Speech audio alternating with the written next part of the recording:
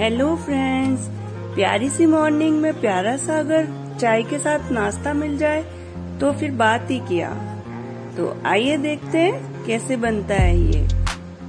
और ऐसी अच्छी नई रेसिपी के लिए सब्सक्राइब करें सुपर फूड विद रीना।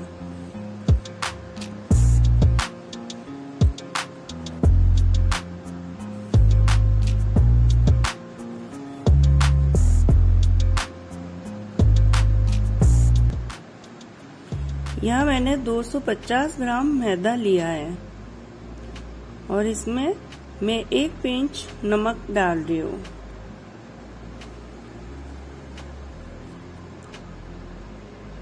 मैदे में अच्छे से नमक को मिक्स कर देना हमें। अब मैं कश्मीरी केसर का एसेंस ले रही हूँ। आप इसकी जगह वनीला एसेंस भी ले सकते हैं।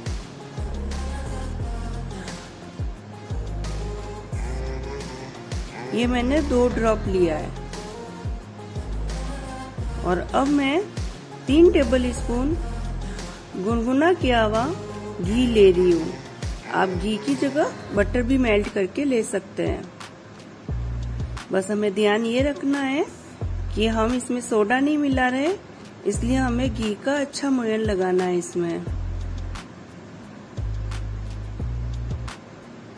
अच्छे से घी को इसमें मिक्स करना है। और अगर आपको मोयन थोड़ा कम लगे तो आप इसमें थोड़ा सा घी और ऐड कर लीजिएगा। बस ध्यान ये रखना है कि ऐसे मुट्ठी बननी चाहिए।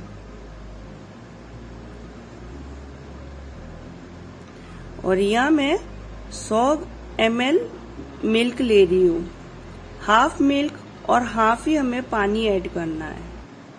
तो मैं हाफ मिल्क में हाफ पानी ऐड कर रही हूँ। और अगर कम पड़ेगा तो मैं बाकी का जो बचा हाफ मिल्क है उसमें भी पानी ऐड करके ले लूंगी।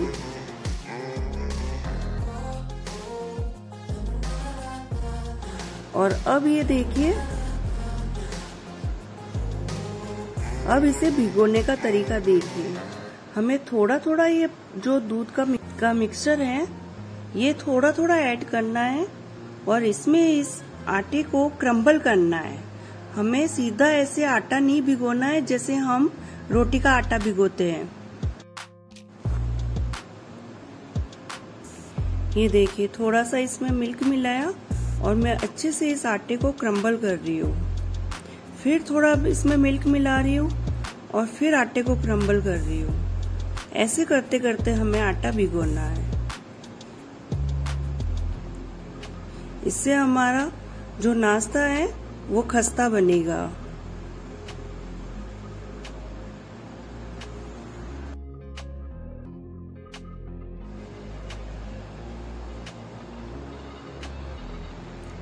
आप देखिए, जब हम ये ऐसे दूध के साथ इसको क्रम्बल करते हैं तो ये एकदम सॉफ्ट रुई जैसा बन जाता है।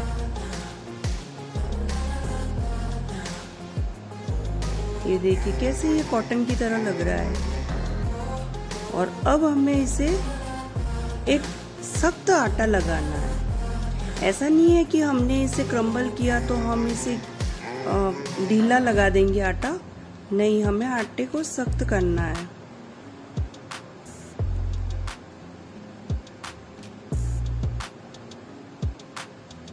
इस तरीके से करने से हमारा आटा काफी अच्छा फूल जाएगा बगैर सोडे के। इसमें मैं फिंगर से इसको टच कर रही हूँ। ये देखिए कितना फ्लफी लग रहा है, ये फूल के वापस ऊपर आ रहा है। अब हम इसे 10 मिनट के लिए रेस्ट पे रखेंगे। ये 10 मिनट से लेके 1 घंटे तक हम इसे रेस्ट पे रख सकते हैं। जितना ज्यादा ये आटा रहेगा उतने ही खस्ता हमारा नाश्ता बनेगा। और ये देखिए 10 मिनट बाद मैं आटे को मसल के सॉफ्ट और चिकना कर लूंगी।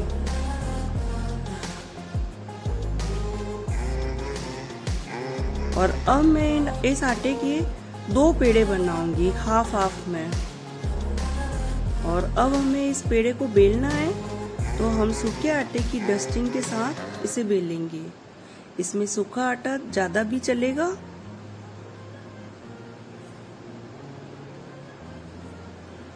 और हमें इसे एकदम पतला बेलना है। पतले का मतलब बिल्कुल पापड़ की तरह नहीं है, लेकिन फिर भी हमें 1 mm की साइड्स के हिसाब से हमें इसे बिल्कुल पतला बेलना है।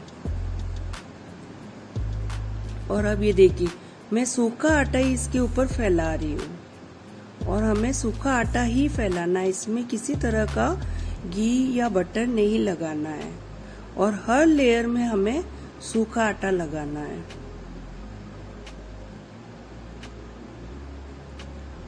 ये देखिए, इस तरीके से मैं फोल्ड करती जाऊंगी और सूखा आटा लगाती जाऊंगी।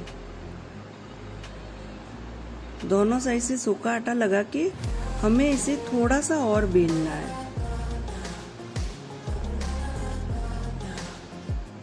ये इस तरीके से, और फिर से सूखा आटा लगा के हमें इसे फोल्ड करना है।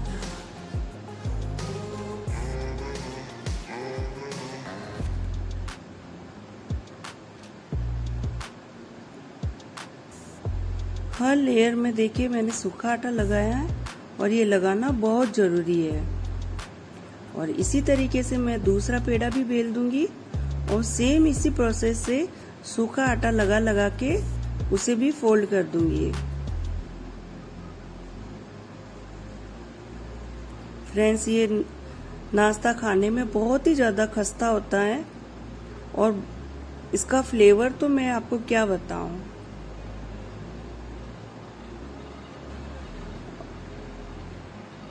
और आप अगर चाहें तो आप इसे नॉर्मली बगैर फ्लेवर का भी बना सकते हैं, नमक को थोड़ा ज्यादा रख के। इससे ये सॉल्टी नाश्ता भी बन सकता है।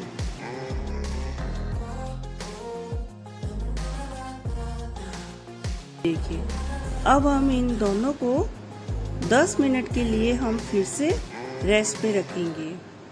तो इसे ढक लगा के रखना है, नहीं तो हमारा आटा सूख जाएगा। आप चाहें तो आप इसे रैप करके भी रख सकते हैं। और ये देखिए, मैंने थोड़े से तिल लिए हैं और इनको मैं थोड़ा सा रोस्ट कर रही हूँ। इसमें मैंने घी या तेल कुछ भी नहीं मिलाया है, बस तिल कच्चे न रहे इसलिए हमें इसे थोड़ा सा रोस्ट करना है। जैसे ये चटकने लगे हमें इसे अलग कर देना है।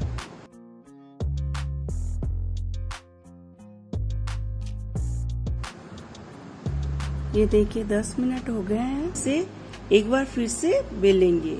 मैंने काउंटर टॉप का इस्तेमाल किया है। मैंने इसे अच्छे से क्लीन कर दिया था ताकि मेरा जो ये पराठा है वो अच्छे से फैले। और ये देखिए, हमें इसे बेल के पतला करना है, 1 mm की साइज जितना। मोटा नहीं रखना है हमें, नहीं तो जब ये फूलेगा तो इसके पेटल वो बहुत ज्यादा ही फूल जाएंगे और क्रैक हो जाएंगे। इसलिए हमें ध्यान रखना है कि हमें इसे मोटा नहीं रखना है। और इसे मैं इवन शेप दे रही हूँ ताकि जब मैं इसको स्क्वायर शेप में कट करूँ तो ये आसानी से कट हो और जितना हो सके वेस्ट ना हो। ये देखिए आप, मैंने एकदम पतला इसे बेल लिया है और इसके किनारे अगर थोड़े से भी मोटे हो तो आप उसे ऐसे दबा के पतला कर लीजिएगा। और अब हम इसे स्क्वायर शेप में कट करेंगे। तो मैंने इस कटर का इस्तेमाल किया है, ये आपके पास नहीं हो तो आप इसकी जगह नाइफ का भी इस्तेमाल कर सकते हैं। और हमें सेम साइज की स्ट्रिप कट करनी है, तो इसलिए मैं एक के ऊपर एक स्ट्रिप रख के इसको कट कर दूंगी। देखिए इस तरीके से मैंने कट किए हैं और इसके जो किनारे हैं उनको भी मैं कट कर रही हूँ ताकि एक अच्छा शेप आ जाए।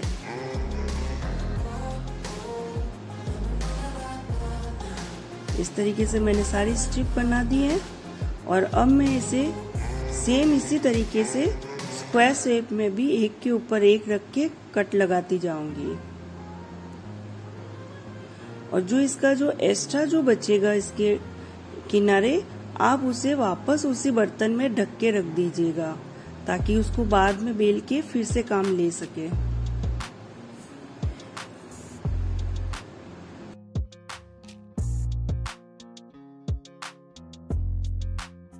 ये देखिए सारी स्टिक को मैंने स्क्वायर शेप में कट कर लिया है। ये देखिए मैंने 1 टीस्पून मैदा लिया है और उसमें थोड़ा सा मिल्क ऐड कर रही हूँ। आप मिल्क की जगह पानी भी ले सकते हैं। और एक पेस्ट बनाना है इसके पेटल को चिपकाने के लिए। और इस तरीके से मैं कट लगाऊंगी ताकि ये सेंटर से आपस में ये कट जुड़े नहीं, इस बात का ध्यान रखना है हमें।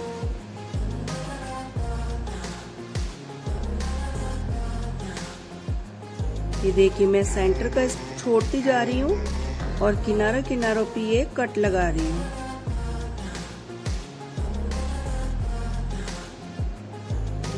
हम 3-3 स्क्वायर काम में लेंगे, तो उसके लिए मैं 2 के ऊपर ये पेस्ट लगाऊंगी ताकि जब एक के ऊपर एक हम रखें तो ये आसानी से चिपक जाए। और जिस तरीके से हमारा जो एक स्क्वायर पड़ा है उसके ऊपर दूसरा स्क्वायर को घुमा के रखना है। ये देखिए इस तरीके से, ताकि इसमें ये फ्लावर का शेप आ जाए। और फिर जो तीसरा स्क्वायर है उसको फिर से हम नॉर्मली रखेंगे। और अब हम इसे सेंटर में चिपकाने के लिए किसी भी हार्ड चीज का यूज में लेना हमें। तो मैं ये रोलर पिन बेलन को यूज में ले रही हूँ, हल्का सा पुश कर रही हूँ ताकि ये तीनों स्क्वायर आपस में चिपक जाए।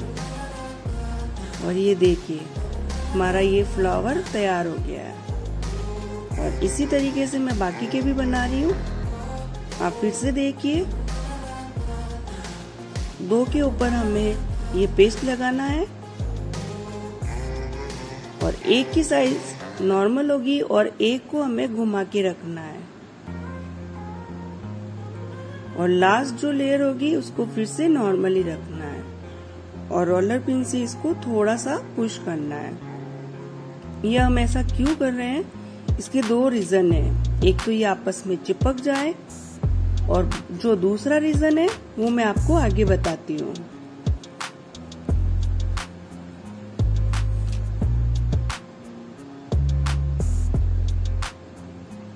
ये देखिए इस तरीके से हम सारे फ्लावर एक बार बना के तैयार कर लेंगे। और ये देखिए मैंने एक फ्राई पैन में घी गरम किया है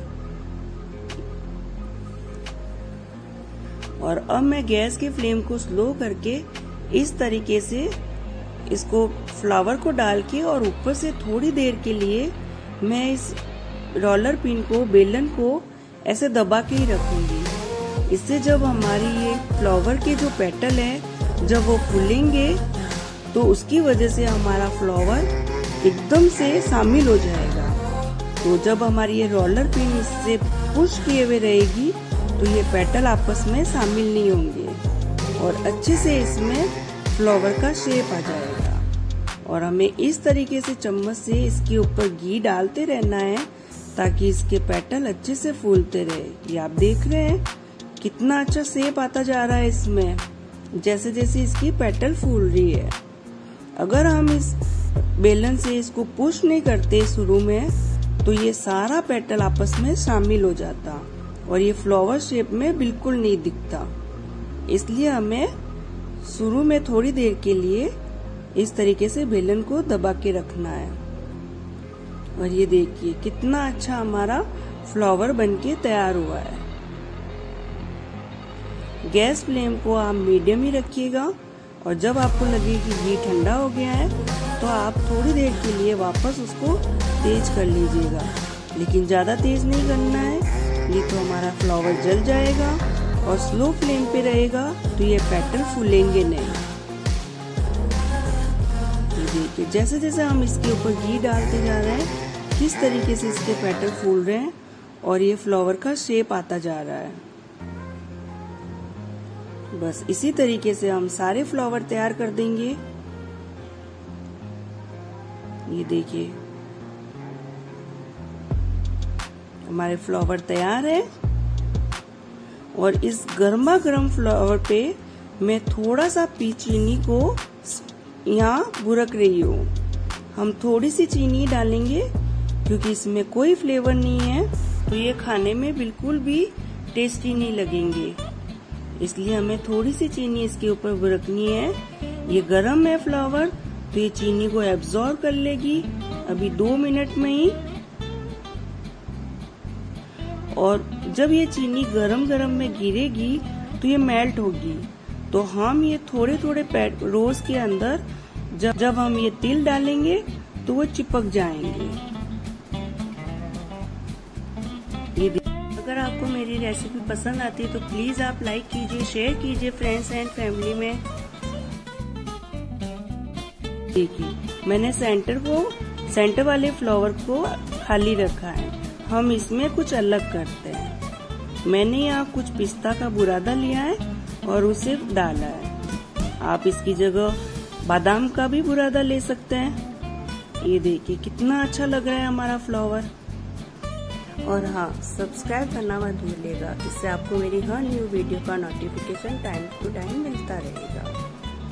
और सब्सक्राइब बटन के पास जो बेल आइकॉन का बटन है, प्लीज आप उसे भी दबाइए। Thank you for watching.